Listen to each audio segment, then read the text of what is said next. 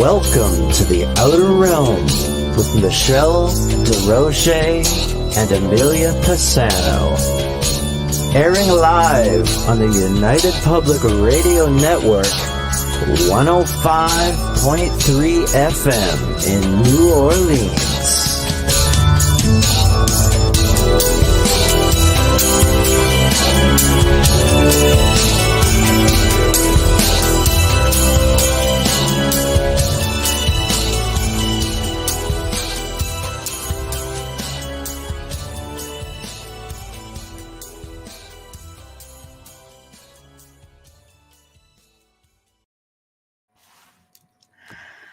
Hello, everyone. Happy Wednesday. We are pre-recording today. Technically, we're live, but we're doing it very quietly. But we are pre-recording for our amazing show this evening, and it will be broadcasting via international, or should I say, United Public Radio Network, International Public Radio, 105.3 FM from New Orleans. We are fully sponsored by the amazing folks over at Folgers Coffee. So thank you, Folgers. You make all of this possible. Also, big thank you to Dr. Snick, aka Justin Snicker, the Sonic Surgeon, for his contribution to the show of our intro and outro. You can find him basically on any platform that has like phenomenal music, which is all the popular Spotify, iTunes, Amazon, etc., etc. So thank you for that. Tonight, you guys are all going to be seeing for the first time, and we for the first time in a few minutes, Charles Christian.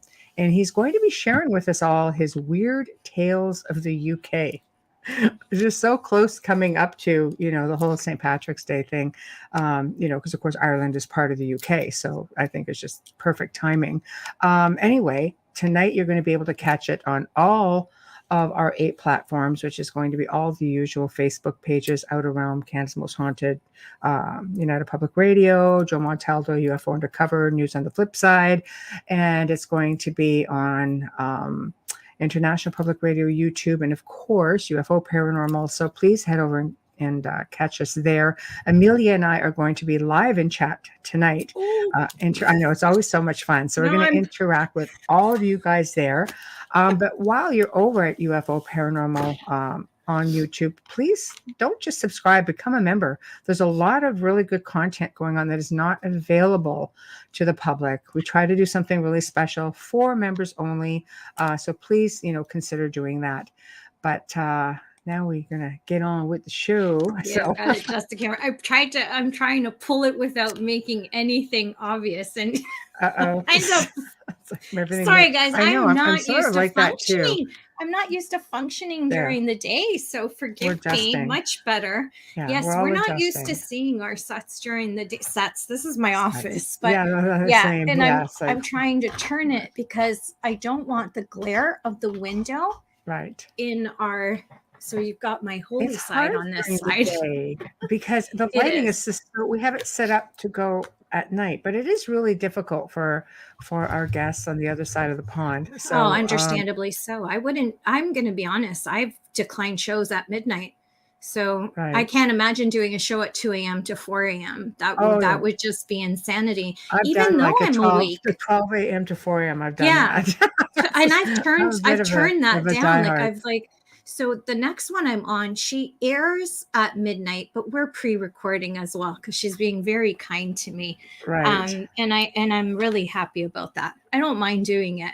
It's just, Yeah. It's always nice when you can have some flexibility. So this is what basically we're doing we have quite a few guests coming up from the other side of the world, and pre-recording is always, the best option for them. But you guys get Amelia and I in chat, and we always end up having a lot of fun.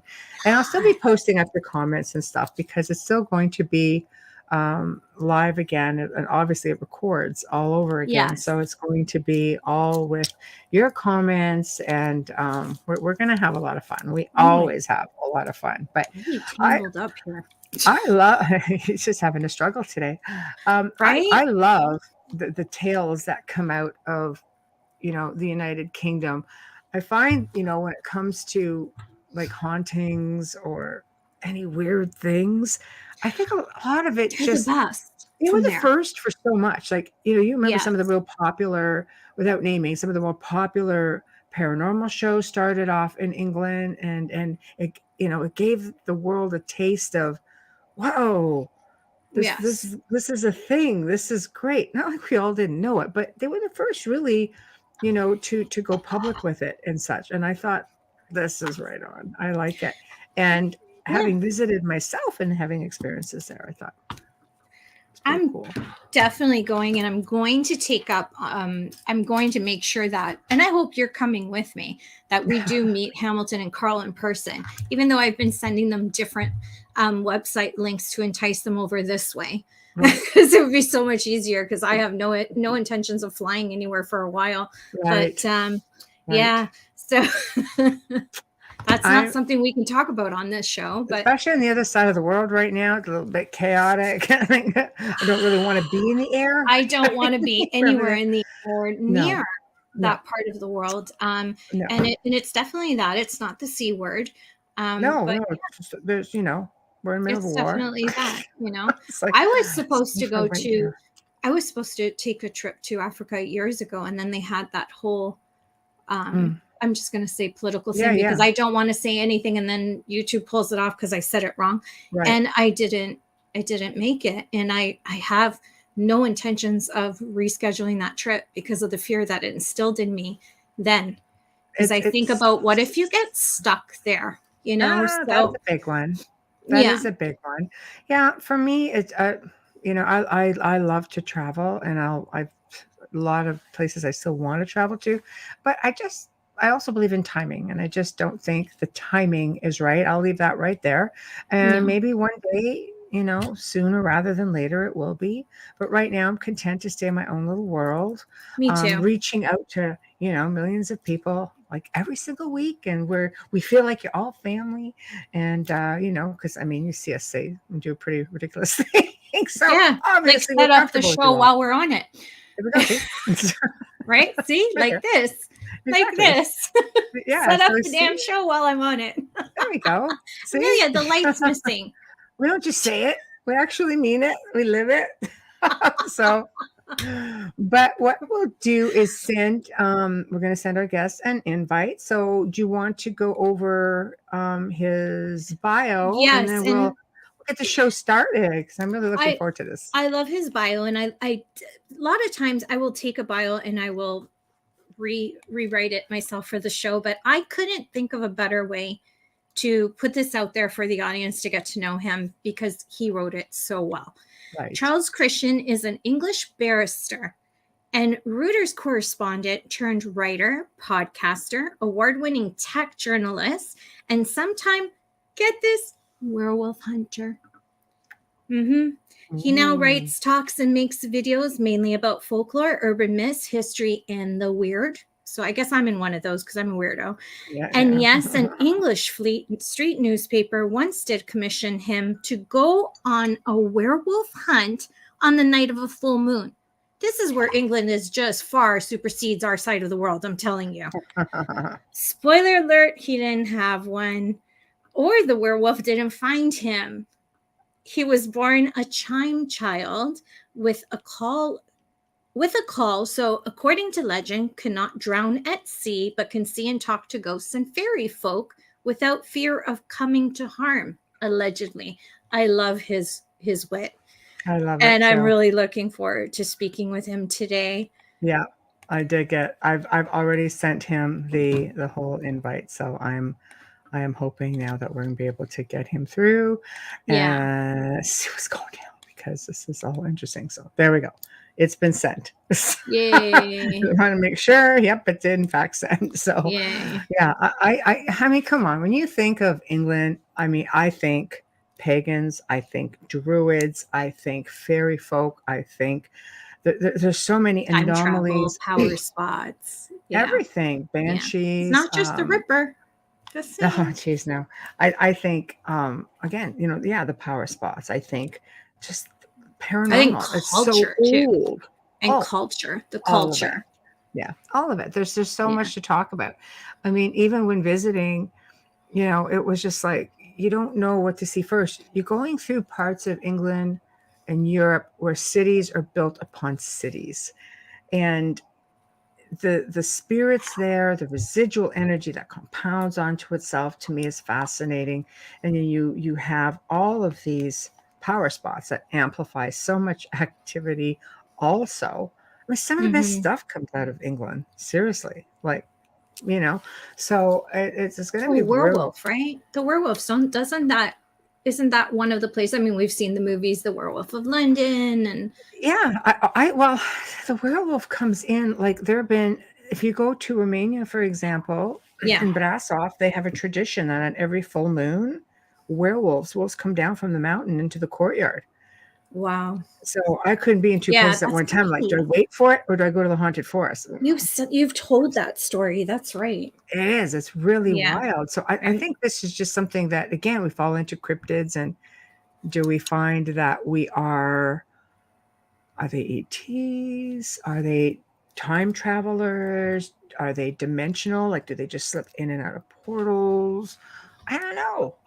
I'm there's a lot involved in all that, but yeah, definitely. It's really cool. And we don't often have anyone who comes on and can say that they were commissioned to do an investigation for werewolves on a full moon. So I think that's pretty special. That's actually very intriguing. And I'd be curious to see where he starts. I've sort of left it open-ended because I don't want to do, typically I don't want it like a guideline per se, like some of the other shows, because I just, we like our guests to feel comfortable and go whichever direction they want to go. It keeps everything very unique. And that for me is like outstanding. But all I know is there's like phenomenal stories that come out of the UK, and it's going to be fascinating. So you just look at, even I love his little bit, which makes it really enticing. Like, if you're fascinated by the weird, the unexplained, and the bizarre, join author Charles Christian on a fascinating road trip around what he calls the Wold Newton Triangle. So I never knew about the Wold Newton Triangle. Only a writer could put it that way, right? So, where all events have occurred unmatched anywhere else in Britain. He will talk about werewolves, zombies, vampires, green-skinned fairy folk, almost sounds like Grays, headless ghosts, screaming skulls, no less, ancient warlords, and a Parkin-eating dragon, and so much more. See, I love the dragons. The UK is full of stories of dragons. I love them too. Oh, I do. I've always loved dragons. And people are like, oh, what is that? I know it's a big freaking reptilian. Maybe we need to rethink about where dragons. I don't know. I wonder if reptilians are like what you would call a spin-off off of a rom-com. But maybe. A really nasty joke. Hello. Hi. How are you? Hi there. How are you? Fine, thank you. I'm fine, thank you. Good. Thank you for joining us. My pleasure. Now, what time is it over there for you right now? Well, it's 12 minutes past 5. I say it's this strange time where for 2 weeks we're out of sync. So that's right. America is technically 1 hour closer to Europe for that this 2 weeks.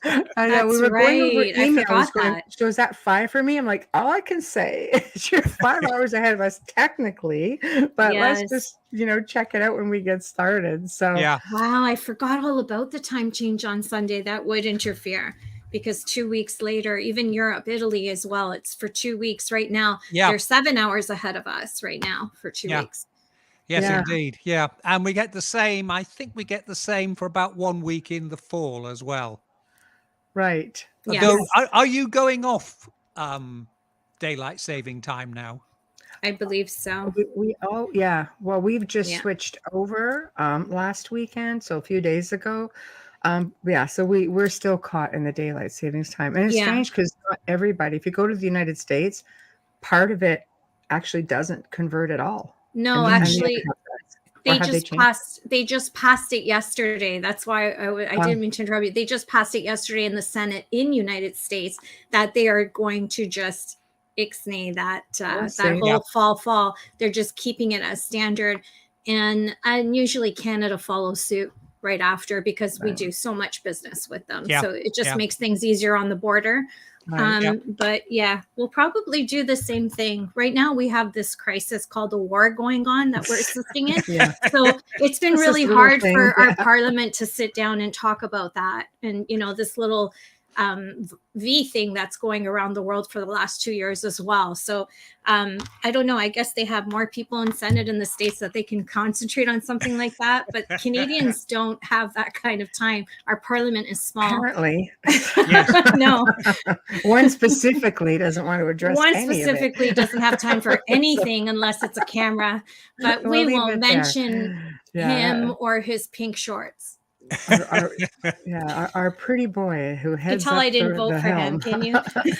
Right. But I've really been looking forward to having you on.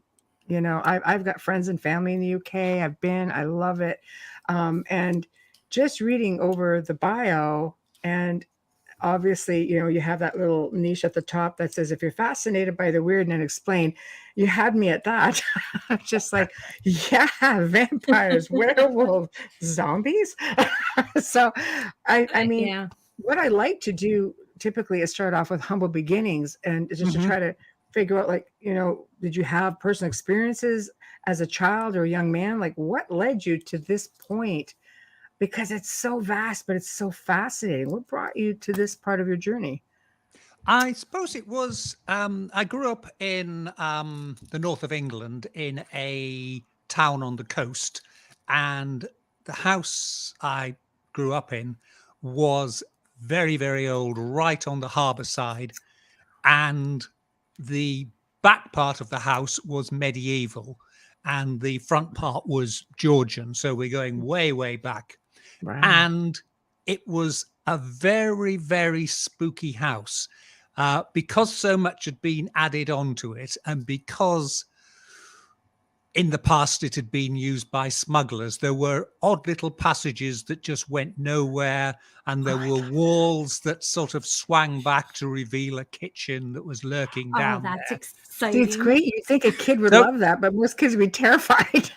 Well, I was down, you know, me and my mates, we'd be down there exploring. Oh, that's a great place to play hide and seek and win. Awesome. Yeah. Wow. Well, we also had lofts at the attic space at the top. Right. And they were also very spooky. And indeed, one of my mother's friends, who was a spiritual medium, she said she could hear the sound of people in large boots walking across this room.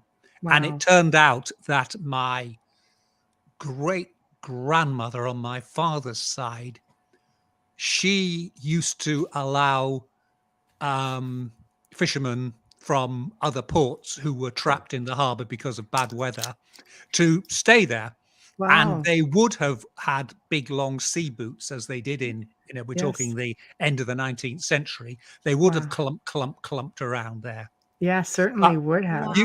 Amelia mentioned the hide and seek. And one occasion, I was still very small, but my parents were having a Christmas party, and as they did in those days, we're talking the 1950s, people used to play party games, and they actually played hide and seek. And somebody went up into the loft and jumped on the bed and thought there was somebody, there was a bed up there, and thought there was somebody hiding under the sheet, and said, "Got you."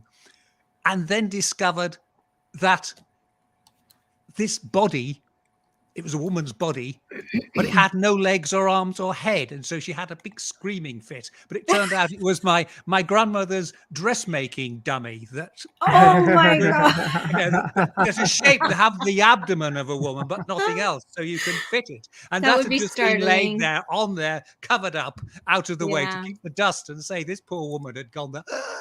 There's a decapitated corpse. Funny. That is so funny. That would be startling, though, right? Like that would be startling. You know, in a gloomy place. And my goodness. You feel your way around.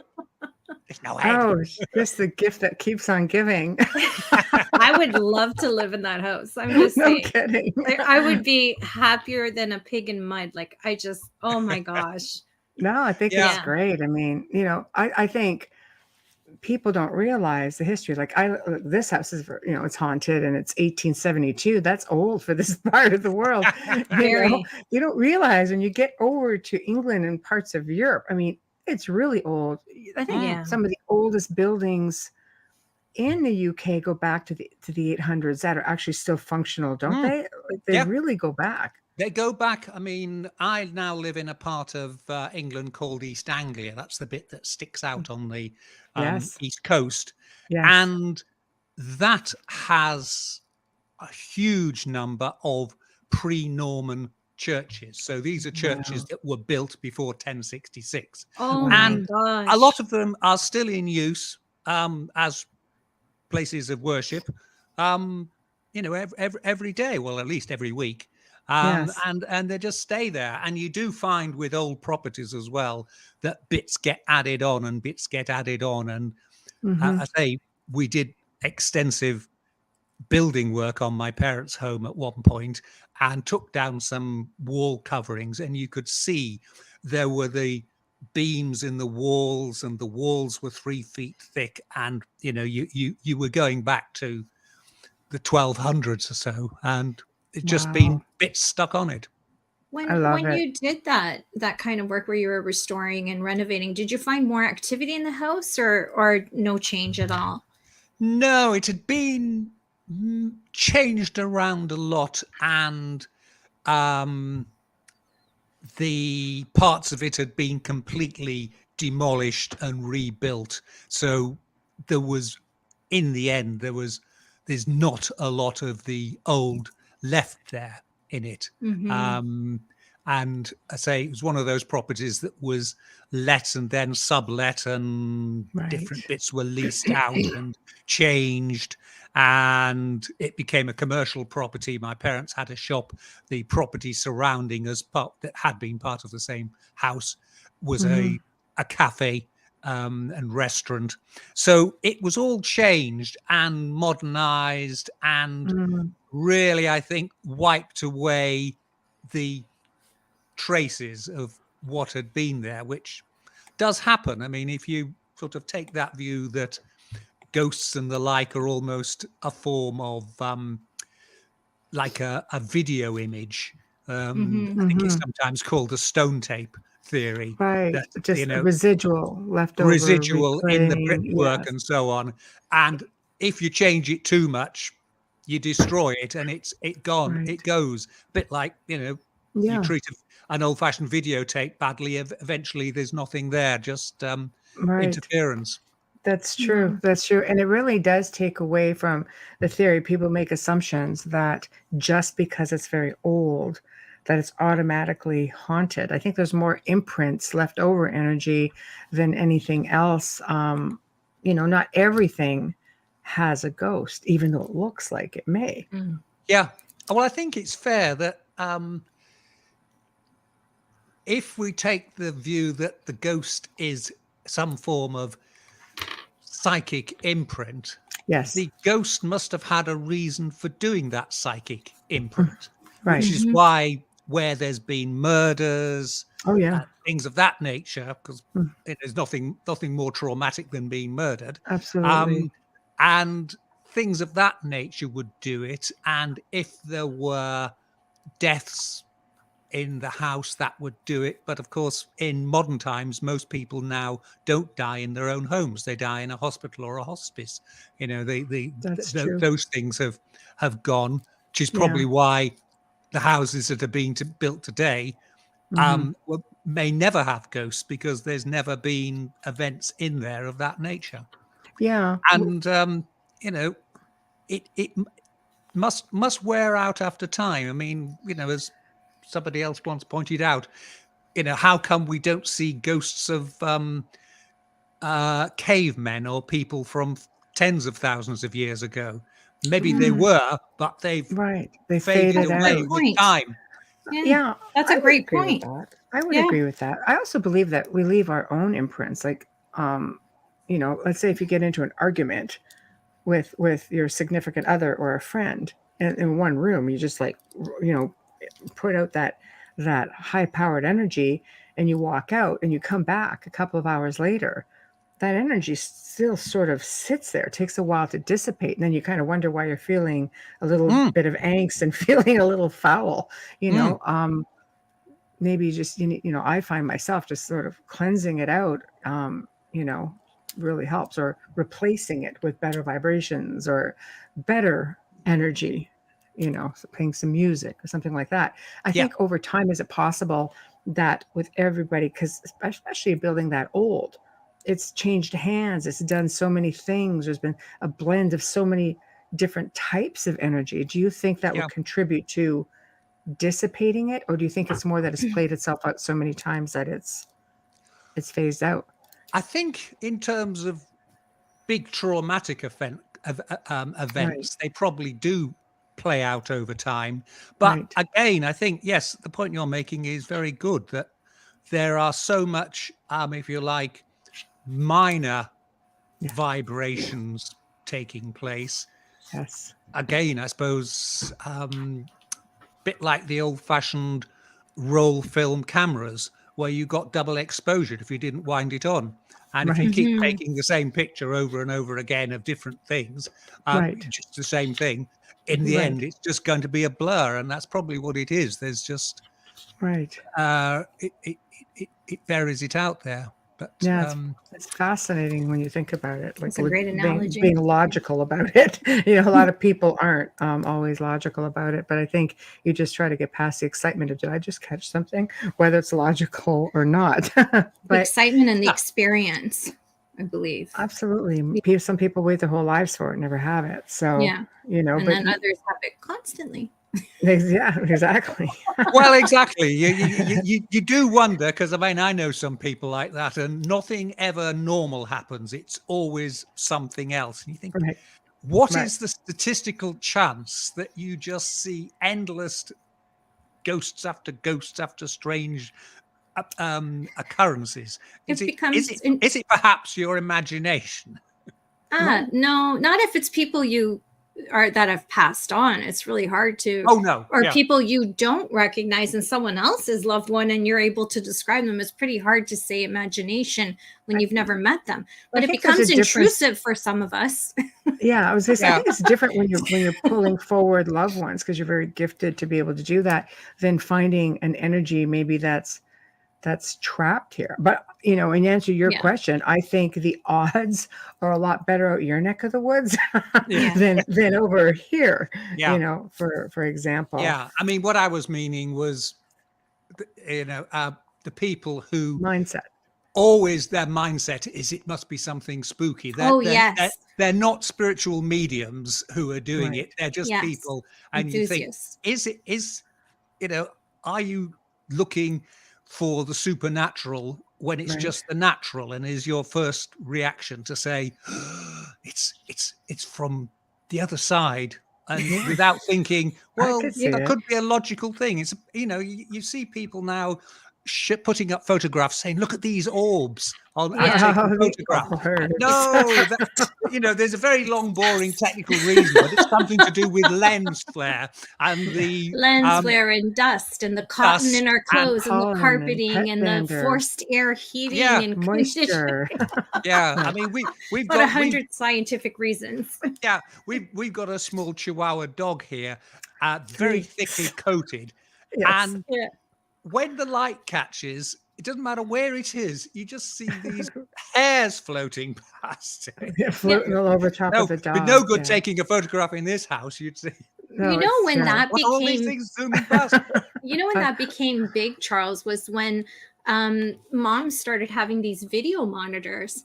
And because what we see mostly is people's children, baby monitors, footage of all this activity in their bed when the child's in the crib, and I don't want to break their hearts, especially if they have someone who's passed, like a dad or a mom, and there's that hope and that, is it my mom? And I'm just like, it's really tough sometimes.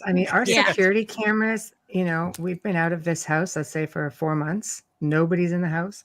And we know it's haunted. I mean, doors will open by themselves, all kinds of things, especially back then. There was just anything could happen. No forced air. It's all boilers. So it's all radiators. There's nothing. Nobody walking, nobody existing. All of a sudden your camera goes off and there's an orb as big as your head just sitting there going, coming out of the mirror and just wandering off to another room. And we're just like, okay. We'll report that one. That's definitely an orb without a doubt, right? When you have these child monitors, you're seeing and I always say they're consistently shaped and they have this light reflection. And there's things that you can look at. And I don't ever want to tell them it's not, because like I said, people look for some kind of sign from their loved ones. But if it's something that they're afraid of, then of course I come straight out. I'm like, well, listen, you have forced air. Yeah. And you've got this, because theirs is always, well, it's moving. Yeah, but you have a vent in that room. Oh, it's going to move. The best ones are the camping pictures. Camping is crazy because of all the pollen. You're sitting there around a fire with all the pollen coming down in June and July. We get a lot of them. It looks like it's raining. I'm like, no, You're actually, okay, it looks I like promise. it's pollen. I'm allergic to that stuff. I can spot it a mile away. No, exactly. No. But you see, like, your experiences, what prompted you now to just decide, because it's far beyond paranormal. I mean, this is like, it's supernatural, it's interdimensional, like all of these things that you research is just so vast. And you seem to be able to, like, you've investigated a lot. So I'm going to let you decide where you want this show to go, because like when this goes live, there's going to be millions of people listening. So I want to make sure that you get exactly what you want to get out there. Right. Well, I suppose we've talked about the house, and there was one recurring experience I had in my bedroom, and I would be, we're talking pre-teenage years to early teenage years, and there was this repeat sensation that something was shaking the bottom of the bed. It's one of those beds, single bed, obviously, as a kid, with a sort of board at the top and a board at the bottom to keep the mattress in. Right. And it was if somebody got hold of the bottom of the mattress, of the board at the bottom of the bed, and gave it a tug. And it was just that sensation that you felt yourself being pulled. Wow. And it was enough to sometimes wake me up. And I remember asking my parents about it, and my father was always very practical, said it would be the wind hitting the side of the house, which I could accept because the house did jut out from the property line from the other properties. So, wind coming along, and say we were down by the sea front, so you'd exposed and hitting the side of the house, and you would get that. But it was only many, many years later, when we were clearing out the room, I'd left home by then, and we were changing it around, that I realized that the bed, if it was being hit by the wind, the bed would have surely shaken me from side to side, not from end to end. Right. Because the wind couldn't have done that. It wasn't possible to have shaken it that way. And you're older, so you have more of a logical mind. Yeah, and you think, well, that doesn't make sense. How did that happen? Right. So although as a kid it was happening to me, but I was accepting that it was nothing mysterious. It was just the wind. Later, I thought, hang on, that doesn't make sense. There must have been some other force, something else doing it, but I don't know what. So I sort of grew up with that, and then teenage years, we were very much into ghosts and ghoulies and spooky things, and we'd go off on our bikes and later in our old cars and go to haunted places to see if anything was happening. And at Scarborough, there's a huge big headland, and on the top of that is a very old medieval castle. And we have a Scarborough here too, but there's no medieval castles here. Just saying. There's no castle. And there's a legend that if you climb on the castle walls, the ghost of Piers Gaveston, who was a character who I think he was the favourite of either Edward II or Richard II, but I say medieval prince. He was imprisoned there, and there's this long-term rumour that if you try and walk along the walls, the ghost will try and push you off. So, of course, naturally, you're all lining up. So would I. Teenagers go to the pub and let's go to the castle and see if the ghost will push us off That the wall. is a great combination. Brilliant. What could possibly go wrong? What could possibly go drink, wrong? be merry, get pushed off the top of the castle. Yeah, not be able to pick yourself back up. Yeah, exactly. Must be true. Well, I have to say, for the first time, I'm hoping that neither of you's got this experience. So you didn't lose anybody at the castle? No, we didn't. But I say I did that, and then I went to university, and with a friend who we all rented a house together, we used to go out ghost hunting. And I'll tell you about some of the incidents later. But then basically, after I'd graduated and eventually I became a lawyer, life got in the way, paying the mortgage, paying the bills, everything else. Yeah. And so all those activities rather got put on hold until about 10, 15 years ago, I was able to get away a bit more from the day job and was able to once more start pursuing the interest. So, I started off interested in it, but then life got in the way and then I returned to it. Not least because, of course, back when I was a student, you really couldn't make a living doing anything to do with the supernatural. It was way before all the current, most haunted type TV shows had even been thought of. It was way before podcast, video, anything of that nature. Right. And,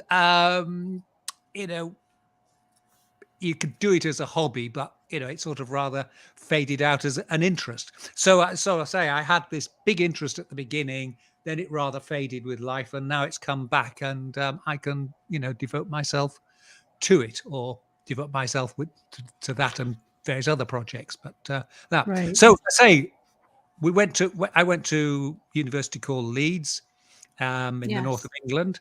It's very well known here. Yeah. It's very well known here, Leeds. Oh, right. Yeah. Yeah. And we used to go out on ghost hunting, and I think we can safely say we checked out everywhere where there were no ghosts and confirmed that there wasn't a ghost. I know. Long hours sitting around graveyards with flask of coffee and nothing. And the other guy with a camera with a lens on it, hoping to catch something, and we saw nothing. But, were you looking though? Were you really looking? Yeah, we were. Okay. We went to all these places, and we even did. There's a thing called the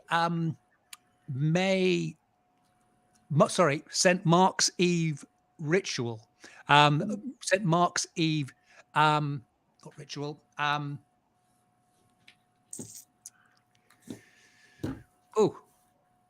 Anyway, St. Mark's Eve. It'll come to me in a second. Funny how the word goes. It's okay.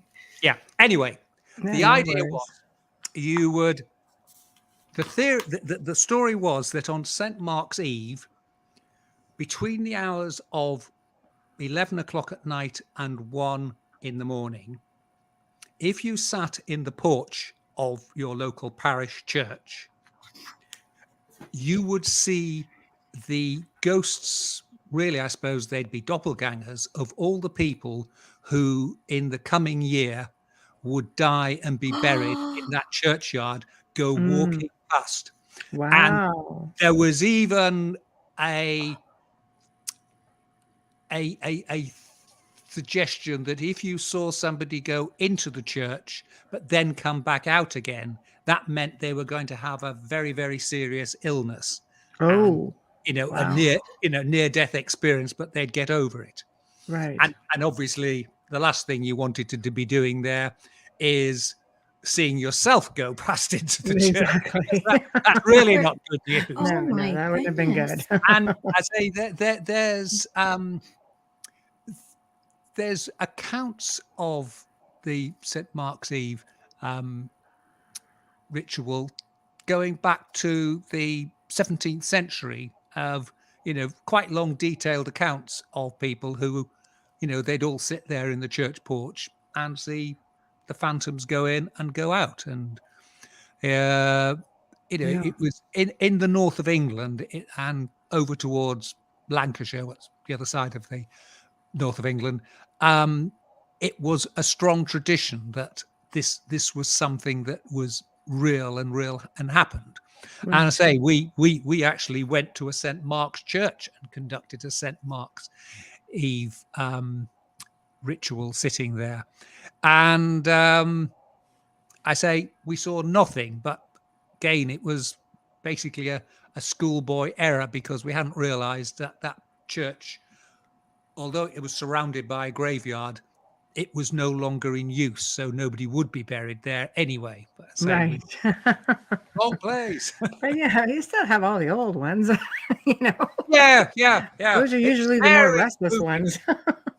It's very spooky because it was one of those old Victorian churches where Leeds was an industrial city and everything's black and all the tombs have all got that black pattern from where the stones been attacked. Yeah. So I say that we did that. We also went out to a place where the ghost was one of the few people in English history who had jumping over to your side of the world, Giles Corey of the Salem witchcraft trials. Yes. You're familiar with him. He was the one who refused to plead, so they squashed him to death, crushed him to death, which was the same punishment in England if you refused to enter a plea. He had quite clearly from the accounts, a nervous breakdown and attempted to kill his wife, killed one of the servants and stabbed to death 2 of his children, and then tried to ride away, but his horse fell down a hole and he was caught. And he was arrested, and he realized that if he pleaded guilty, then his property would have been forfeit, and his wife and his surviving child would have been made homeless, and everything had been taken by the state. But if he remained silent, then it wouldn't happen. So he was crushed to death with this method. I think it's called pane in forte. They put a big board over you and then put more and more weights on you. And he died there, but he was said to haunt his old property.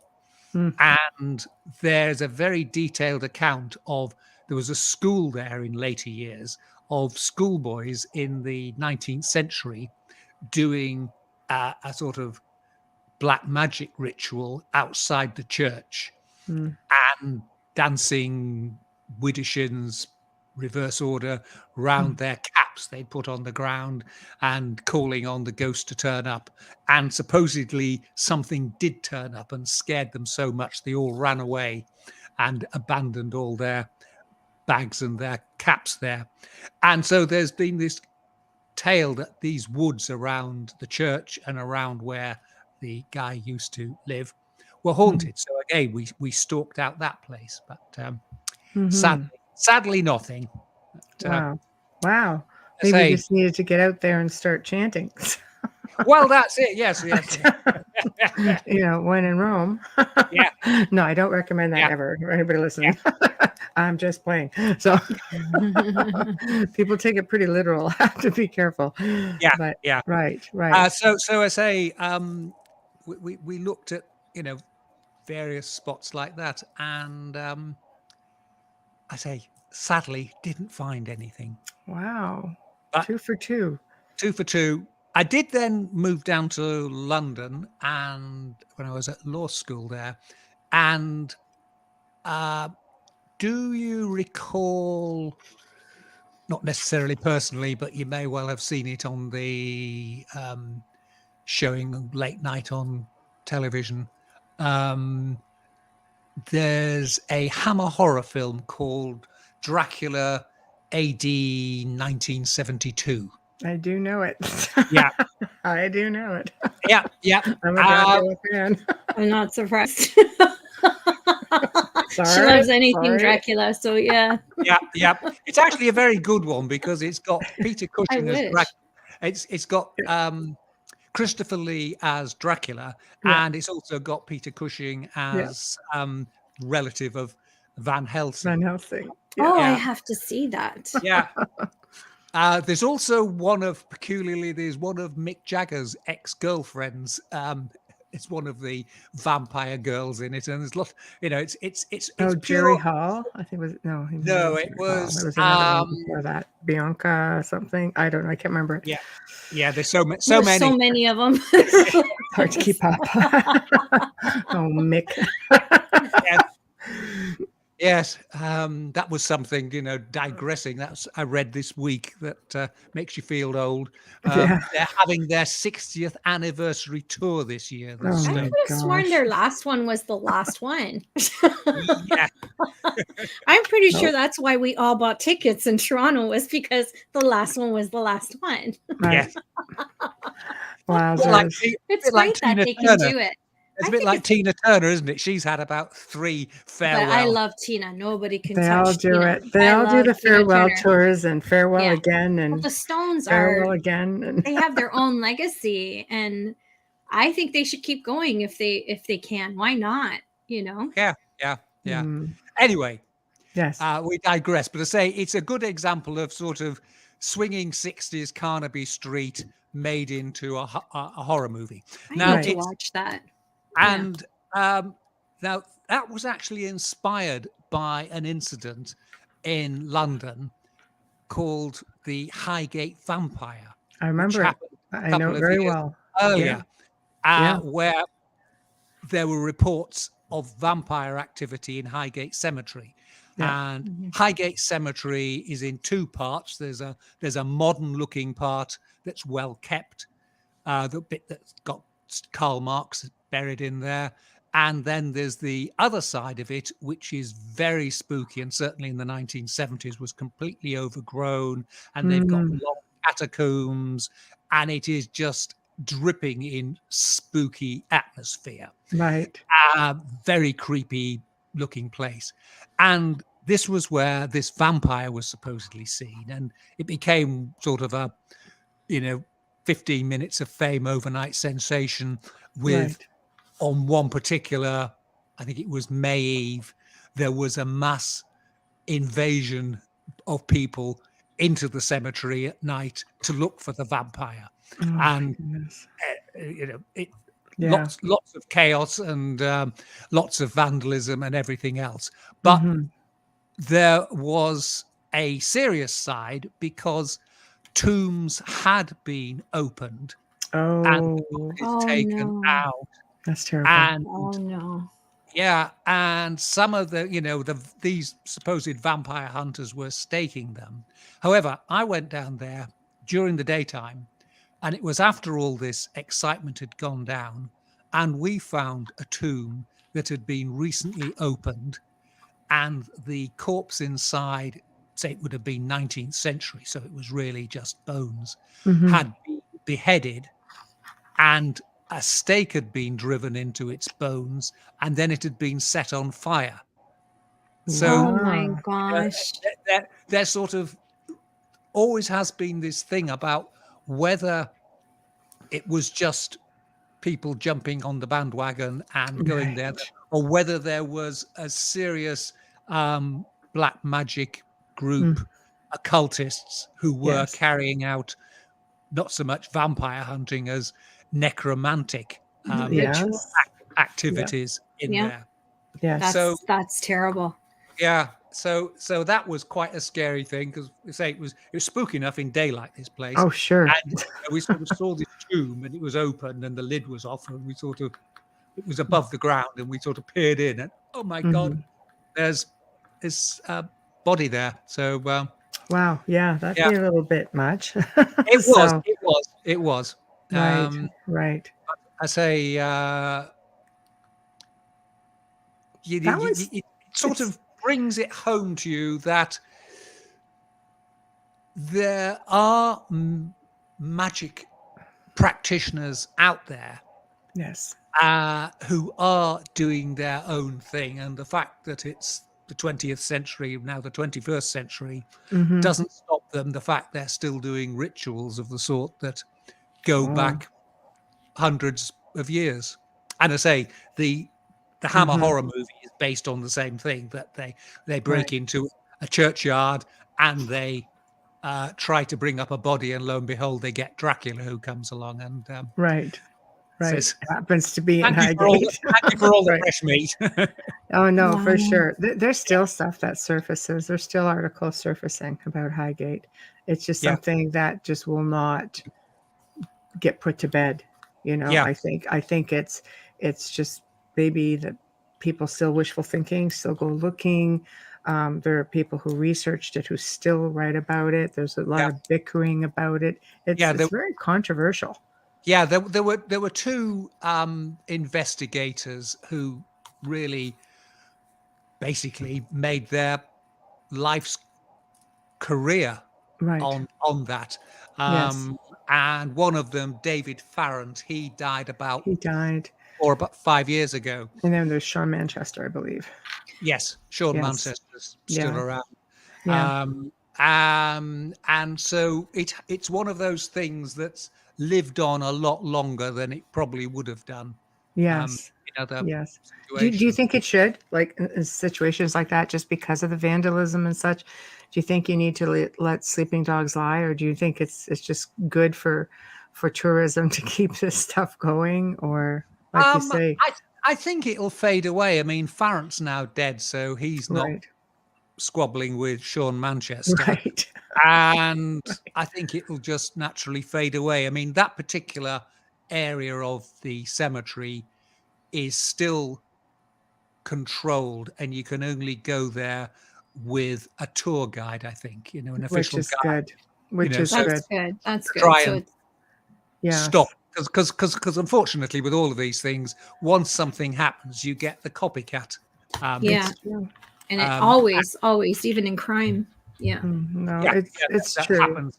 And there's been other sort of desecrations of churches and things, and there may well have been originally some occultists involved, but they're obviously then scared away when the publicity starts. But then everybody else starts to jump in on it and start. I agree. I think it goes on all over UK, Europe. I mean, you're getting into occult roots or magic.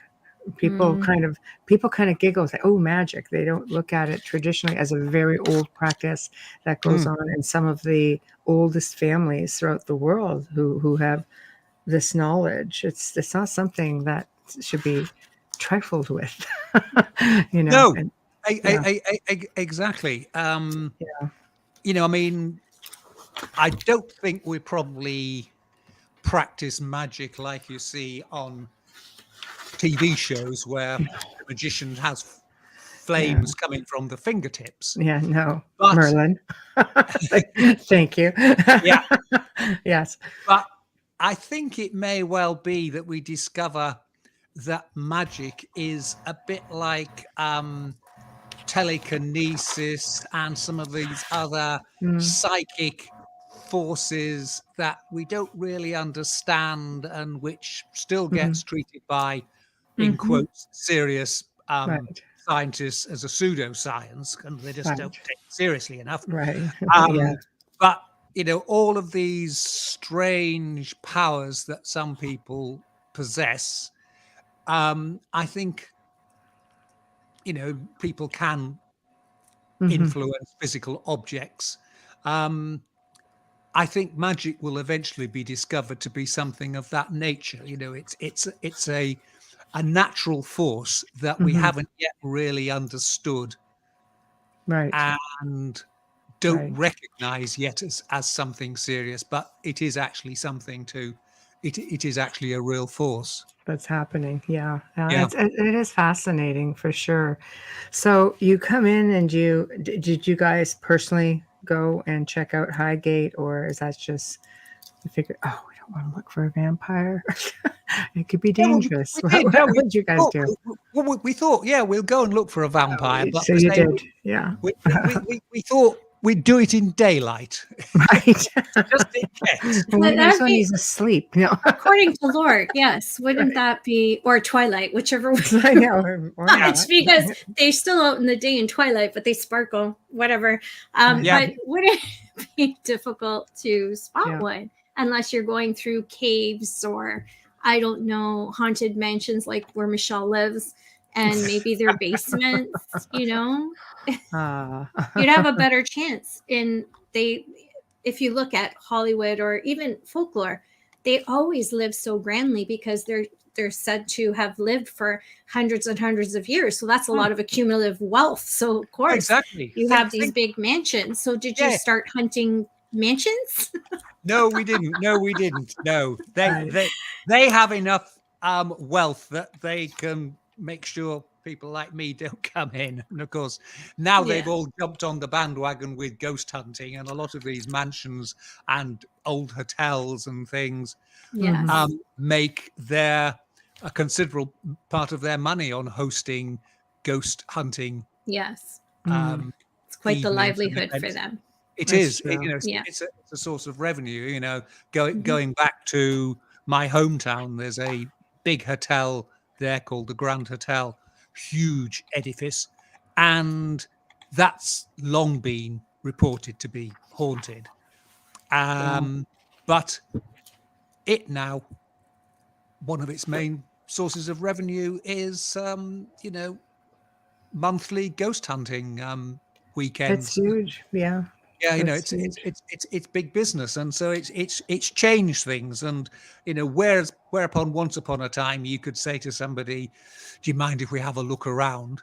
They'd say, "Fine." Now it's how much are you going to pay us? And exactly. Yeah. And if you're a team, in some places, I know in North America, it could be a couple $1,000s to be in just overnight. Oh yeah.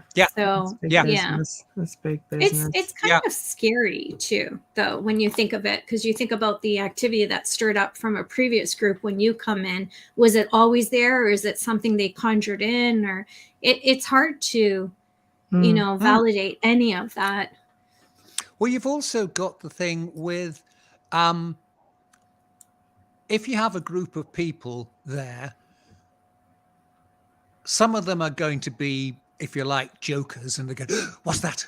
And if you've got a group of people together, you get a sort of group dynamic, and everybody gets nervous together or excited together or whatever. And again, are they sensing things that aren't actually there at all, but as a group they've worked themselves up that they do sense there's something there, but it's actually all their pent-up nervous energy. Well, some tour guides will do that too. I was at a tour in Scotland and I enjoyed it thoroughly. I didn't think it needed additional theatrics of people trying to, like, part of the tour jumping out at you. They tried to get me a few times, and I'm nervous as steel. I just sat there and I went, "Thank you, though." Yeah. And he's like, oh, I was like, no. Yeah, I startle easy. I would have fallen off my heels. I startle easy. It's believed that by shocking somebody, like a shock scare, that from what they told me, it goes, actually, all we're trying to do is, it's supposed to have us release something like pheromones or something that will attract. It changes your energy somehow, and it would attract things to come towards you. I says, I understand what you want to do now. That's the oxytocin. I'll do my best. Great. But yeah. How about no? But the history and the ghost stories and the spirits around. I mean, having mediumship abilities, you can pick up. It's all around. Yeah. But this was the theory. But I think instilling that is leaving their own imprints. Exactly. And I mean, the point is they are now doing it as a commercial operation, and they want to make money. And the way you make money is you keep the customers happy. Absolutely. And they then go home and tell other people, oh, it's really good. And you get more customers. So the whole sort of element of ghost hunting has changed from, if you like, when we were doing it, we were very much amateur, old school ghost hunting. And it's now become a business. And both the venues and the people doing it are doing it, and the equipment. Everything. Yeah. And again, the equipment, some of the equipment they use, ghost boxes and things of that. You have to look at his dodgy. What is the science behind it? And but then you're getting into parapsychology, which is more of even parapsychologists in 100 years of working on it have never come up with anything concrete. I think you have to look at it when people say, "Oh, we use scientific equipment." No, man, you're not in a laboratory or laboratory. This is tools of the trade. Maybe is that a better way to put it? But it's not scientific. No, but I mean, some of it comes with interesting results. But is it definitive? I don't think anything is definitive. Well, I mean, they can't. Most of them, the results can't be replicated. If you're going to a place that's haunted, then presumably, if you go one day and you see a ghost, then supposedly, or feel a presence. If you went another day, you'd also feel a presence, or somebody with the same equipment, or the same makeup of group, perhaps with a spirit medium or something with them clairvoyant, would be able to replicate it, but you never see that. It's just sort of the one-off. So I think the sort of commercialization of it is actually undermining the credibility of it. And I suppose it's counterproductive. You make money in the short term, but long term you're discrediting the whole concept of ghost hunting. I agree with you. I do agree with you for sure. I think it depends on the location. I also know, spending a couple of decades doing spirit research, that if you have a spirit who's stuck, a genuine spirit who is stuck, not residual, they're still people. Like emotionally with their hangups and their baggage. If they don't trust you, if you're just a stranger in that space, they're not gonna interact with you at all. Places like here, it's almost like clockwork because the spirits have always been here. They're not stuck though either. So, the house is built for her. She loves it. She comes back and she's very interactive. So they trust you. They're used to you. They're liable to calm down enough to. We've had film crews here, and we've had coins drop from the ceiling in front of like 6-7 people. We're just like, that was cool. but we don't say, hey, can you do that again? But it happened like 3, it's not 4 a circus times in a row. Yeah. So there's always somebody in that film crew that they really liked and just, acted out for because never happened before, never happened after. But they caught it 4 times in a row. Nobody upstairs. 8 people, 6, 7 people are sitting there going. Do you ever wonder where they get these coins? And just laying in a corner somewhere. I don't know. No, I'm just curious. Like they're just. Yeah. No, but I mean, there was a home I worked at, was very old, on Lake Huron, and they would drop coins from like the early to mid 1800s when the house was built. Big pennies and things like that. So I don't know, but I do think if you're dealing with a genuine spirit and not, an imprint or a replay residual, that they would have to build a trust level with you as well. And if you're going in there, all these different people are coming in all the time, I don't know necessarily that people are always going to get those repeated results like you're talking about. I think you have to build that up, like anything. Well, it's like Amelia said. It's not a circus act, and it's not a circus show. And as you say, if you are dealing with an entity you can interact with, it's going to, interact like you and I would interact. If somebody thought the other one was playing them along and not taking them seriously, absolutely, the trust would be gone, and there'd be no genuine interaction. You as you say, that they're human beings, were human beings, and they have the same emotions as living human beings. I agree. Same responses. This was a bed and breakfast, so they asked, they come spend the night and film. We're like, sure. It's a B&B, man, whatever. So, and they would have, experiences. We would always say, I'm not going to guarantee if you're coming here for an experience, don't guarantee you're going to get an experience.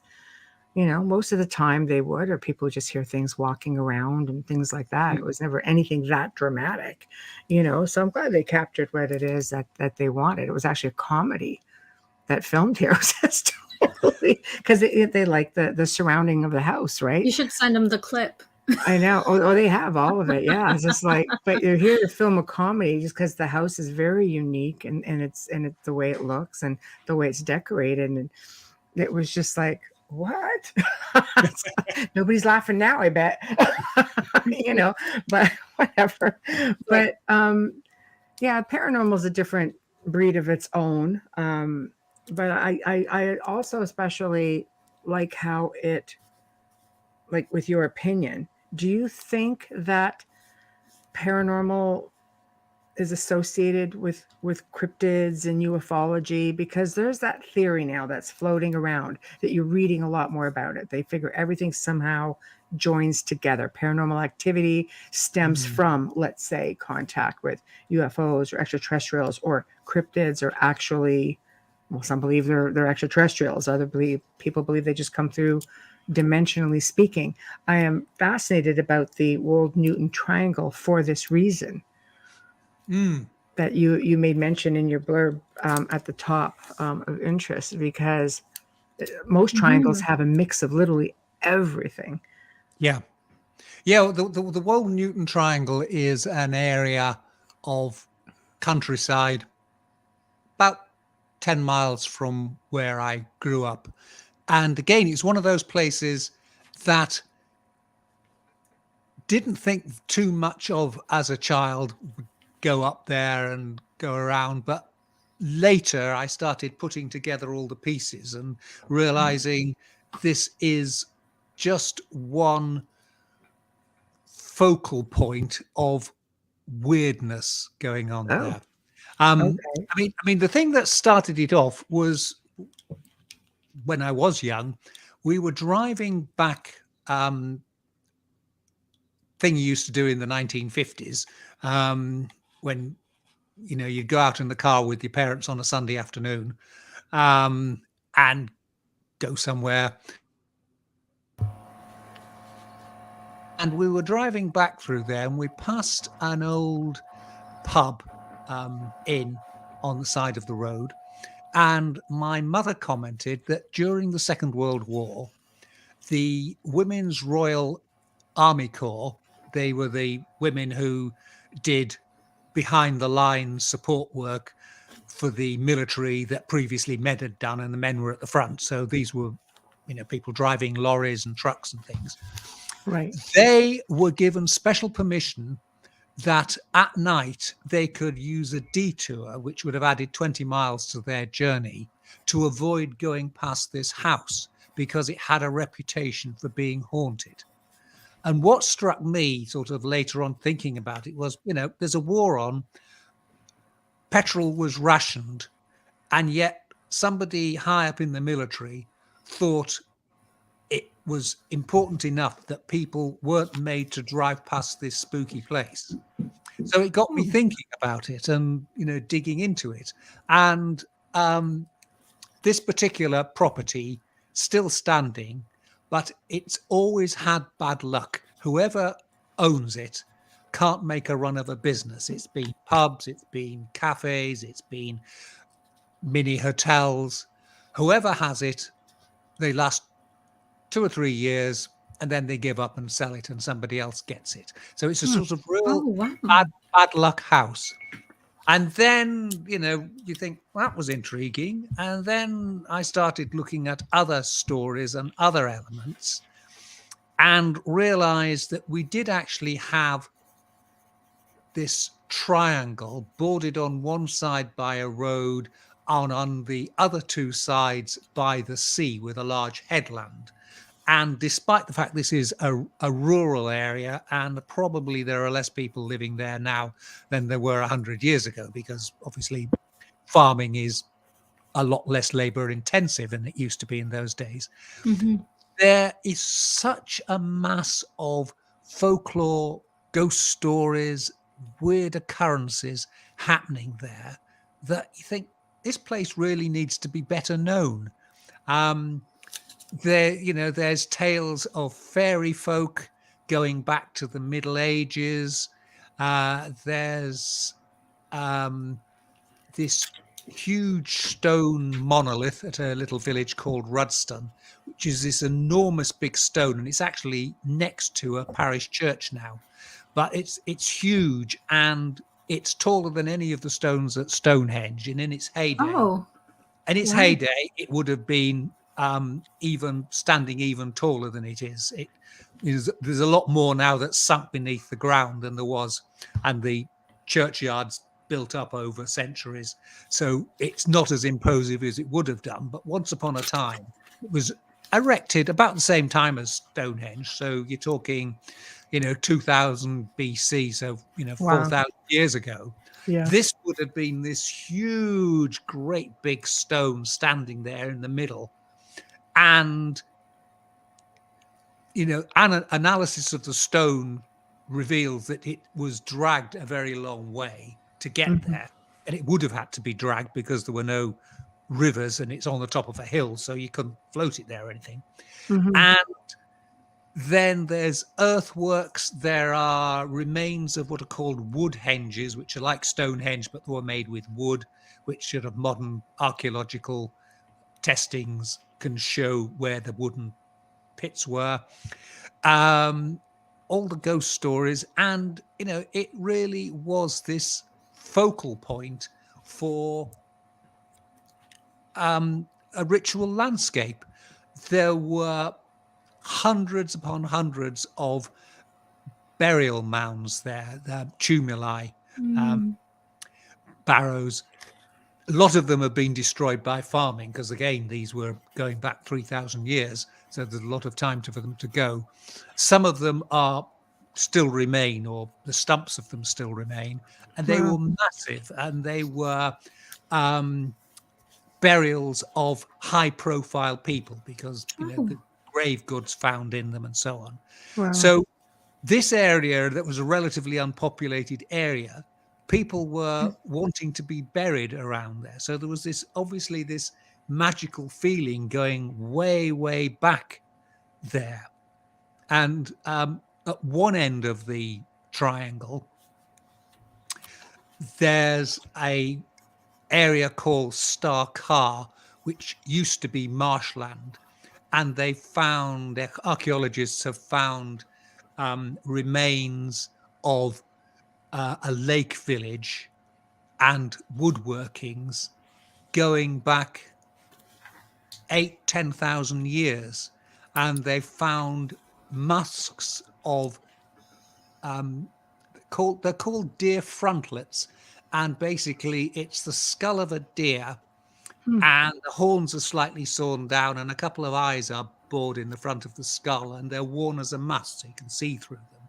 And it's obviously some kind of shamanism or Druidism, maybe. Before the Druids, long time before the Druids. Oh, wow. That's long time fascinating. before that. But possibly people wanting to get into the spirit of the animals they were going to hunt, because deer was, source of meat, source of sinew for sewing things together, source of fur for making clothes and so on. Possibly that. But a huge pile of them have been found. So again, there was, shamanistic magic taking place here 8,000-10,000 years ago. And it sort of just continues. And I say, you just keep digging out, and then you find something else, and then you find something else. And, there's recently been an archaeological dig, and they found a Bronze Age. So that's about 2,000 years ago, before the Romans came over, chariot burial. Wow. And they've discovered that when it was originally built, from the positioning and the bones and of the horses, it would have looked as if these horses, dead horses, were rising out of the ground. The top half of them were rising out of the ground. Wow. So there's all of this stuff going on there. And I just found it fascinating. And I say, in later times, there have been a lot of reports of UFO activity around this area. Right. And it's just, I say a triangle of weirdness, a sort of ritual landscape. And there's just so many elements of it. And I say that what intrigues me is the fact it just went so far back in time, 10,000 years, and all the way through history. And, there's ghosts now of the Victorian era sort of being reported and so on. And it just is a weird area. And at one point in the 18th century, what was then the largest meteorite ever to land on land in England crashed down to Earth at Wold Newton, which is at the center of all this triangle. Of all the places, it comes down there. 2 or 3 miles, well, less than that, to the east, it would have landed in the sea and not been seen, but instead it came crashing down was recovered, and you can still see it in the Science Museum, I think it is, or the Geology Museum in London. It's still there. This thing. So stuff coming down from the heavens, all these tales, say fairy folk. There's also been a recent excavation. There's a abandoned medieval village there called Warren Percy, and recently they've been excavating the churchyard, and they found that a number of the bodies there had been ritually dismembered, and their they were post-mortem deaths, and their legs had been broken and cut off. Their heads had been cut off and placed between their legs. And it's thought this was the people of the Middle Ages fearing revenants, which was the big thing that would walk. You move the head. And of course, you're talking medieval mindsets here. Yes, the way you stop the dead walking is you chop off their legs so they can't walk. If you chop off their head and put it in the wrong place, they're just staring down at the ground and they can't see anything. They can't see. You bury them face downwards is another way of doing it, so that they can't go backwards. And they'd found these things here, and I say that it's just intriguing, because it then ties back to all these medieval tales of revenants, which were, I suppose, the equivalent of a sort of a cross between a zombie and a vampire. Right. But it was not a spirit type ghost. It was a physical ghost that would come out of the grave and be animated. And I say, it's you read accounts of them in medieval history books, but this was an area where the only logical explanation is that's what was being done to these bodies. There were people who'd probably been villains in their life, and the medieval people had this idea of a bad death. If you had a good death and you're a good person and you said your prayers and you had the last rites, you'd go to heaven. If you had a bad death, you hadn't said your prayers, you hadn't had the last rites, you'd lived an evil life, then you were likely to wander the earth.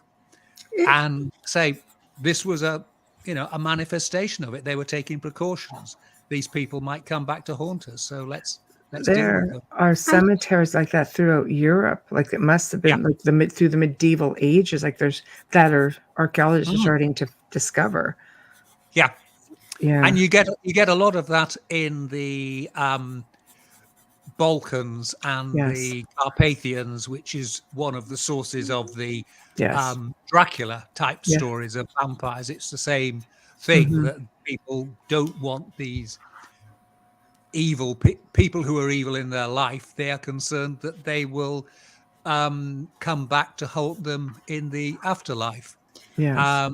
So taking precautions, and you read of them. I mean, not far from here, they during the time of Matthew Hopkins, the Witchfinder General, in the 17th century, they found 2 skeletons of women that had been hanged, and subsequently large iron rivets had been nailed through their legs. And again, it was thought that they weren't in a normal churchyard, they were just sort of dumped in a bit of a field somewhere. So again, it was thought these people were executed as witches. As we all know, 99.9% of people executed for witches weren't witches at all. But either way, they were accused of being witches and thought to be witches and executed as witches. And people were therefore frightened that as witches, they would come back from the dead and wreak havoc on the living. And so again, precautions were taken.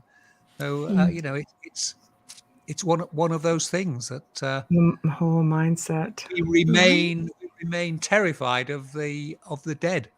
But I think it's still to this day in some cultures, because not much has changed from then. Okay, maybe we don't cut off their legs and their heads, but Christians, the last rites is given whether they are still breathing or not. It's seen as it has to be that way, or they can't enter the gates. And the exploitation of, and I say this all the time because I've actually been to Salem, the exploitation of what happened there, and it continues. The fear of those witches coming back, and it just it's I'm amazed at the last rites ritual for back then, when you were saying even though they cut off their legs and their heads, the last rites to me was always seen as a Catholic rite. I didn't realize that it was something that was done then as well. Yeah, well, don't forget, going back then, the only church was the Catholic Church. Okay. From when Christianity got re-established in Europe in the sort of, in England in the 7th century or so, there was only the Roman Catholic Church, and through until the Protestant Reformation. So all of them were treated that way, royals. And they still then also had the concept of purgatory, sort of a clearinghouse between going up to heaven or going down to hell. And it was thought in medieval times that the more spiritual type ghost you saw was a spirit of someone trapped in purgatory. And again, when you read some of the medieval books, the ghost is walking, and it's because nobody's saying prayers for it. And it was a big thing that you had people say prayers for you while you were in purgatory, and people would leave money for priests to say prayers for them, for their departed spirits for some cases hundreds of years. People were, the money was going to the church to say these, and it was a big fear that if people didn't say prayers for you, you'd be trapped in purgatory forever in this limbo. And it's one of those things you have to sort of think not with modern thought patterns, but with what a medieval thought pattern would be. And most people were illiterate. In most villages, probably the only person who could read and write would be the priest, and they had a very black and white view of the world, what was in the Bible. Authoritarian. And if it's in the Bible, then it's good. If the information or the knowledge has come from somewhere else, then it's potentially bad. And they had this fairly harsh view on what it was. And if somebody reported something weird, it was either an angelic manifestation or a demonic manifestation. There was no sort of in betweens. But it's still like that in the Roman Catholic Church. I mean, I remember, because we've been locked down in this pandemic, I had to contact the church because I lost my father in November of 2020. And I knew that he wanted a mass, like the 30-day mass, the 1-year mass. He did masses for years for my mom. So they still have that belief of praying for the souls, and he set aside things so that I made sure that I have this done for so many years. And we still do it on the anniversaries of our loved ones' deaths, meaning the Roman Catholics. Not that I'm practicing, because my priest would argue if I said I was going to church, he'd be like, yeah, no, you're not. But but I'd done things for my father in that respect. So I understand it's still happening, but to a different degree, as you said. It's just a little bit different. It's a little bit different, and we've got more modern ideas, and we don't immediately now think, "Ooh, it's the work of the devil." No. We realize there are other explanations for things that go on, but I say it's this whole culture that they had for so long. It basically dominated Western Europe for over nearly 1,500 years, and all our unbelievable when you think about it. Until Protestantism came along, and it had staying power, gave a different perspective on it. But, all of them, these views are very ingrained, and you still see people today talking about it. And if you remember the satanic ritual abuse panic of the 1880s. Sorry, 1980s. The 1980s.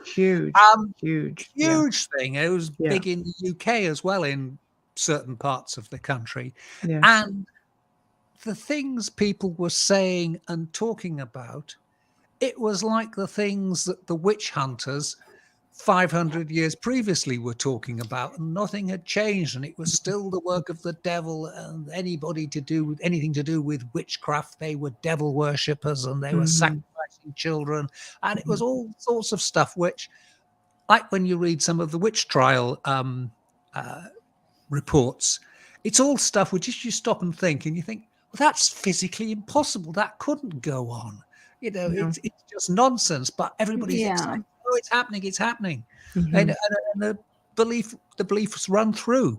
It's hysteria when you look back at it, when you see it. And when you go in person to take these tours and learn from them, you see the corruption behind the people and how it was a plot to take land and to give them absolutely no right to anything, because they were told, if you plead innocent, we'll give you, if you plead guilty, we'll take your land and we're done. Right. But if you plead innocent, we're going to try you and we're going to hang you. Yeah. Yeah. And that's what they did. And Yeah. that's what a lot of people need to know, not just the, the Hollywood version or the tourist version because it's making money. I was very fortunate when I went there, and I'll say this quickly because I do have to say we have to do our station and sponsor ID. Yes. I will do the station ID right now, and then I'll tell you quickly what happened when I was there in Salem. You are listening to The Outer Realm with Michelle DeRoche and myself, Amelia Pisano. Tonight's fantastic guest is Charles Christian, all the way over from the UK. And we are talking weird tales of the UK and what a great night it is. We're going to have to bring him back several times. Yes, we are. And he is scheduled. So please stay tuned to the end. We are airing pre-recorded right now, but we are live in 105.3 FM radio in the beautiful city of New Orleans, streaming on YouTube's UFO Paranormal International Public Radio, UFO Gods and Extraterrestrials Radio, as well as all of our Facebook pages, including the Outer Realm page, of course, in Canada's most haunted home of Michelle DeRoche. A huge thanks to award-winning composer Dr. Snick, the Sonic Surgeon, also known as Justin Snicker, for our fabulous intro and outro. You can purchase his music on Amazon, Bandcamp, and you can find Justin on social media platforms such as Facebook and Instagram. And a huge, massive thank you, and I am drinking it in my glass because I brought it up from upstairs, the Folgers coffee. You have been with us from day one, and we would not be here without you. Thank you for sponsoring our show. Who has British origins, just saying, the Folgers family. They're from England. They are from originally from England. Yeah. I will be Googling them once we've finished. Yes, right? Absolutely. Like shockingly, even though you're a tea drinking country. Yes. Yeah, and you don't really carry Folgers. We've had British guests go. I'm like, hey, they're British. They're from England. They immigrated to the US. Yes. Right. Okay, yes. Amelia, you were saying quickly. Yes, when I went to Salem and I went to the memorial, because people often are confused about the memorial. They think it's because it's a bury ground, bury point cemetery. They think that's where the witches were hung, the innocent were hung, and they weren't. Who is buried in that cemetery are the people who actually convicted them. They are buried. And the memorial, shockingly, is attached to it and just divided by an iron fence. The iron fence to keep the bad and the evil spirits out, believe it or not. So these stones are placed with their names engraved on them, and you can bring flowers and you can pay your respects to them. And in the threshold, when they did this memorial, they couldn't have done it better than what they did. They did the threshold, and in the threshold are stamped in the last words that were said from each and every victim of that trial, saying, God, forgive me, I am innocent. Please, God, help me. That's what was stamped in the threshold. And when you walk over that threshold and that beautiful memorial, you have shivers, whether you are gifted or not. You have shivers. I went in with a friend. She doesn't have the abilities I have, and you just feel it. So, and then 2 men were hung because one was seen as a witch, and the other man took the place of his pregnant wife, because they wouldn't hang a pregnant woman. Well, if she's a witch, she's a witch, right?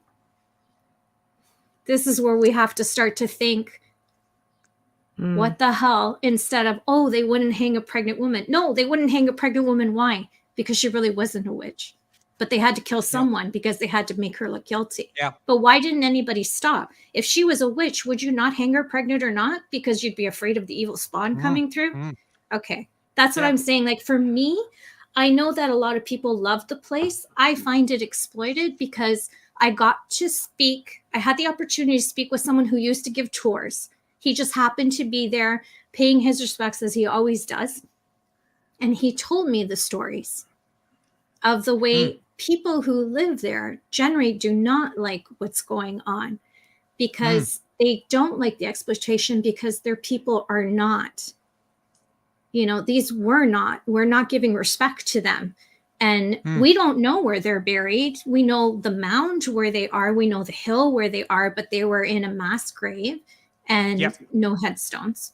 You can visit that place, but they make it virtually impossible to get to. You have to climb over a fence and go up a hill, just saying, which I did. Yeah. But anyways, So it's a little bit difficult for me to swallow on this side of the spiritual conversation, like on this side of my work, the field. It's hard for me to go into a place like that and see it as a tour. I don't know. I can't. I go in there as I mourn them. Yeah. You know. Yeah. Yes, I mean, you know, it's macabre exploitation. I mean, it's a bit like over here in Europe. You get people who go on a tour around the German death camps and like Auschwitz. Yeah. And you know, I'm fully aware of the horrors of it, but that'd be the last place I would consider going as a sort of tourist thing. And, you know, I see posts on Facebook from people saying, you know, we had a slap up lunch somewhere over here. Then we went and saw Auschwitz, and then we went out for a wonderful dinner. And you think, no, this is sort of macabre. You know, it's like people who slow down and gulp when there's a road accident. Yes. And they take photos of the gas chambers, and I don't understand it either. I think if I had been there, if I ever went, which I'm not, but if I had gone, my intention would be to pay respects and leave flowers and offerings outside, not go in. And as a medium, I would be trying to assist any spirits that needed to be ascended. I would not go in there as a voyeur or as for me, it's horrible. It's horrible. Yeah. So, I don't see it, you know. It was a huge appalling tragedy. But it shouldn't be then, and it should be remembered, but it shouldn't be treated as a tourist not opportunity. A tour. You know, that's like saying, here, let's go through all the graves rather than bury our loved ones. Let's just walk through the graves.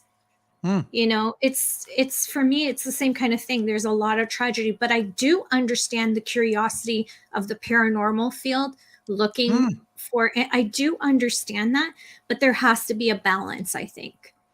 You know, you have to have integrity. You have to have respect. There's a lot in there, not just searching for EVPs. Somebody's family was burned there. Where? Auschwitz, like somebody's family were tragically killed in those gas chambers. A lot of them were set on fire. They were tossed like nothing into pits. There's a certain amount of respect that needs to be given. There's a lot of history that needs to be remembered so it's not repeated. I totally agree with that. And I believe that there needs to be a story that's being told, but not necessarily in the gas chamber.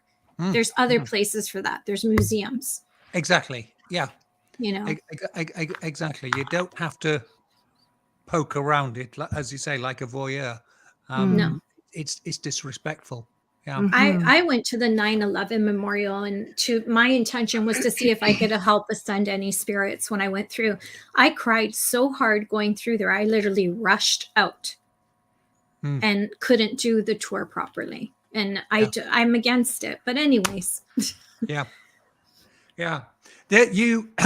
One of the points you were talking about earlier was the paranormal and the fact it seems to overlap now with cryptids and also UFOs and things like that. And I mean, it's an interesting idea, isn't it? That perhaps, you know, they are connected. I mean, one of the things that I've noticed in my researches is that until the 1950s or so, when UFOs first came along, people were, certainly in England, were still reporting seeing fairies. And there's this long tradition of it. And there's a theory now that perhaps what people in the past saw as fairies, we're now seeing as little green men and grey aliens, and not least because some of the descriptions of fairy folk overlap with some of the descriptions of aliens, and you just wonder whether, you know, UFOs have always been with us, but they've been again misinterpreted. They've been seen as fairy folk, and I tell you, it's an intriguing thing that there may well be a link between all of these elements. I think if you're looking at different species of extraterrestrials, such as reptilians, for example, is that what people who are experiencing demonic or alleged demonic activity, are they one and the same? Because the characteristics are very similar, right down to having sleep paralysis, which are reported at both, even though there's a scientific explanation. It just seems to be something that is reported at in both scenarios. Appearance, odors, things like that. Same with angelics. You know, I think the term angel and demon is a Christian or Catholic representation, and those in the UFO field will say no, they're reptilians or Palladians or light beings. Like there's just, you know, and cryptids. I mean, you know, I think every country in the world has a Bigfoot. Or a water monster, Loch Ness. You know, are they coming in and out of portals? Because people report them just disappearing. Yes. I mean, you know, I say it's very intriguing on that, and particularly with the portals, and you know, are ghosts in fact dimensional bleed through, as our producer. Jill's favorite dimensional words. Bleed through. Yes. I wonder.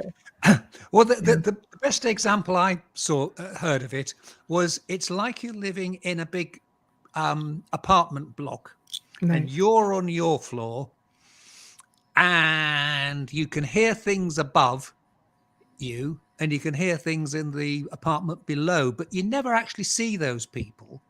And is this really what it is, that, you know, the people down below are the equivalent of the ghosts, and occasionally you just catch a glimpse of them maybe, and the people on the above are aliens, and again, you know, we're just catching glimpses of them, and we're all there. But as you say, it's dimensional bleed through, or is it even, you know, another idea of the multiverse, that there's parallel worlds and they cross over? I mean, with fairy lore, there's long been this idea that the fairies live in another world, and that there are places on Earth where, if you like, our realm and their realm are parallel, and there's bleed through and all this stuff about, if you go into caves, you'll find them, you know, that the fairy folk exist in the real world, but it's just buried beneath our world, you know. So it's a fascinating thing, and you know, it all comes down to, you need an open mind on it to explore all the emerging theories. You know what I mean? We were talking about Bigfoot, and everybody's got a Bigfoot. You know, we have one in this part of the world called the woodwoes, or wild man, and woodwoes. I love woodwoes. And you see a lot of carvings in churches of woodwoses, and they're a big hairy man, usually carrying a club, and they're often fighting dragons or something. Oh, I love that. Yeah, they are medieval creatures. They spread then, but you know, where did they come from? And what I find intriguing is that cultures that had no contact with each other have similar legends. You know, so the Yeti from the Himalayas, that was unknown in the West until 100 years ago. Bigfoot, ditto, presumably existed before the colonization of the European colonization of America. Right. We've got the wood woses here. There's similar things. How come these places that are separated by thousands of miles, how come we've all got the same legends?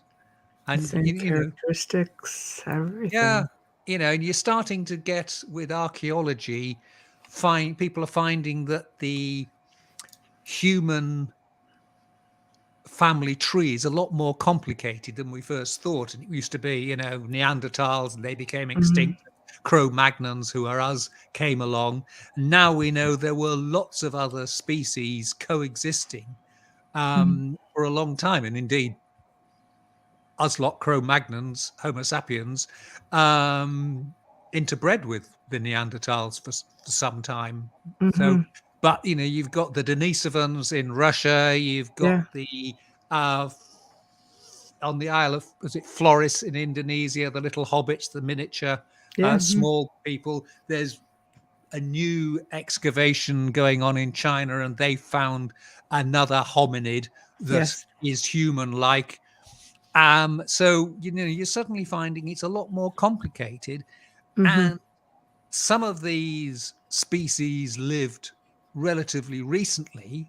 Certainly, the hobbit in Indonesia are these.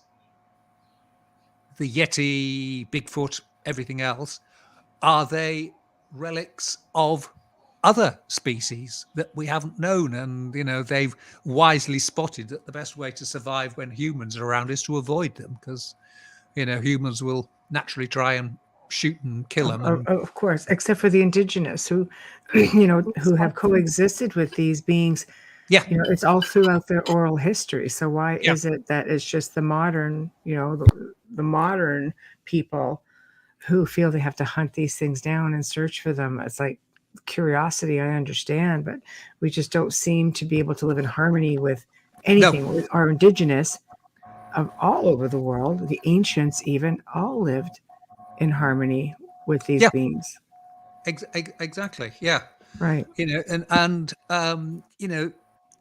Is it they're not that they are really our cousins who we haven't been properly introduced to, and they're hiding away from us, and we it's this thing with paranormal and mysteries.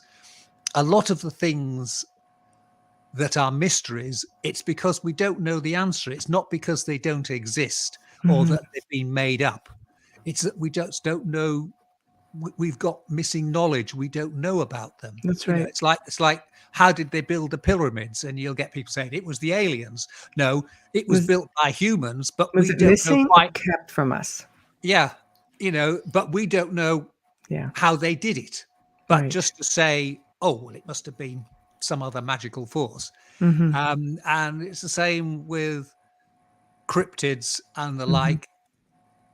They're out there, but we just haven't recognized them and been able to categorize them and put them through the normal scientific process. But that doesn't mean they don't exist. It just means that they haven't been recognized by modern science. I definitely agree. And unfortunately, we're slowly infringing on the top of the hour. And I want to give you the time to tell people how to find you. You have, your books, upcoming books. We have you scheduled to come back. So there's going to be a lot of opportunity to catch up. I can't wait already. So, so this is the part of the show where you get to promote yourself and bring people to you. Right. Well, you can find me on my website and also on social media as Urban Fantasist. And my latest book, which I will try to hold up so you can see it, is this one here, Shuckland. Shuckland, I love it. Which is all about... Beautiful cover. Yeah. Those ruins are about 10 miles from where I'm sitting. Oh my gosh, I'm so jealous. That was a big church tower, and there was once a whole village there, and now there's just those two pillars. Shuckland is available on Amazon, both as print and as an ebook.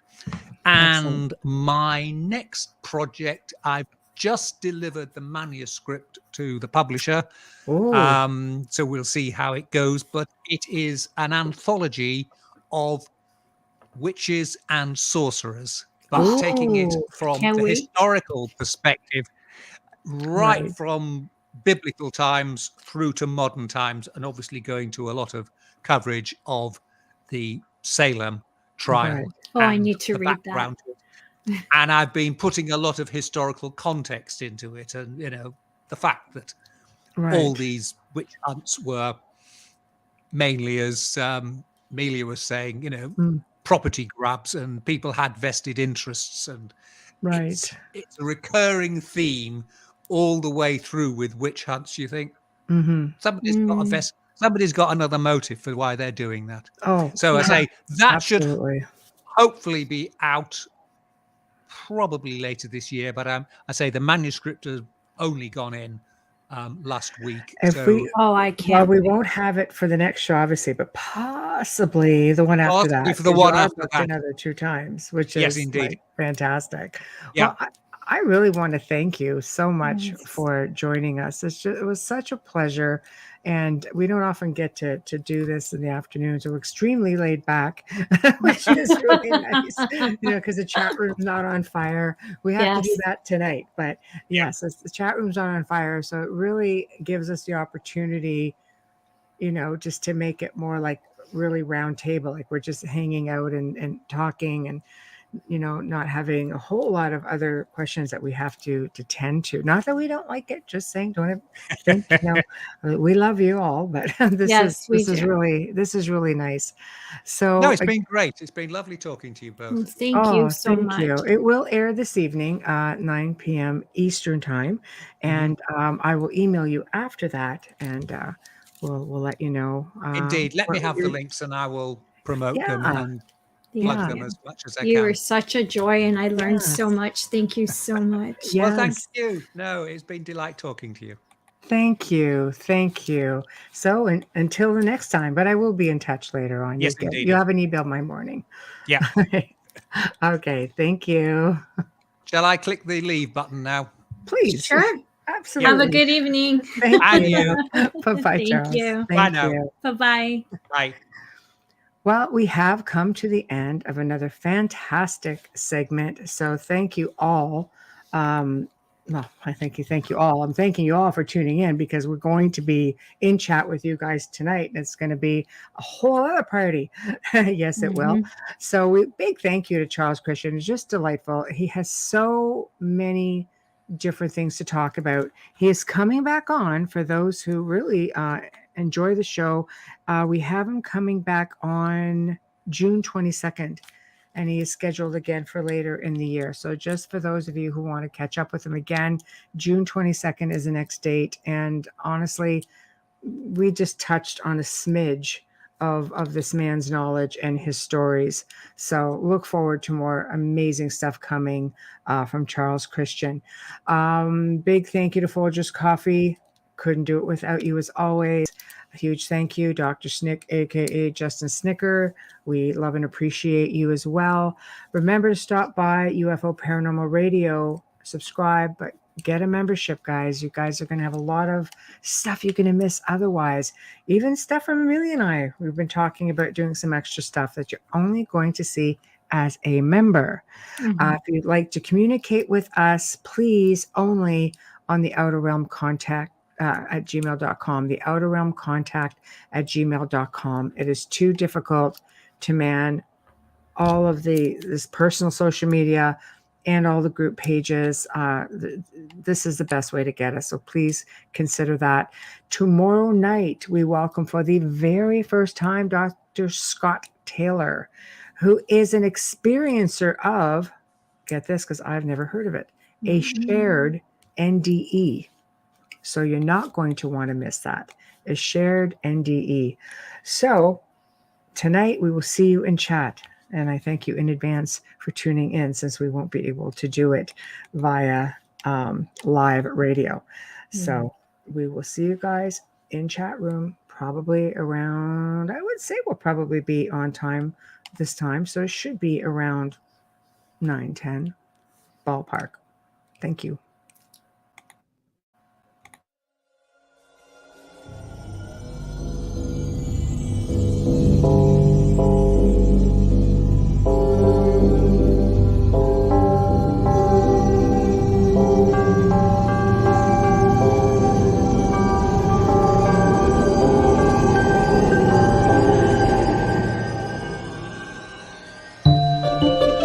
You have been listening to The Outer Realm with Michelle DeRoche and Amelia Pisano, airing live every Wednesday and Thursday evening, 9 to 11 p.m. Eastern, 8 to 10 p.m. Central, on the United Public Radio Network, 105.3 FM in New Orleans.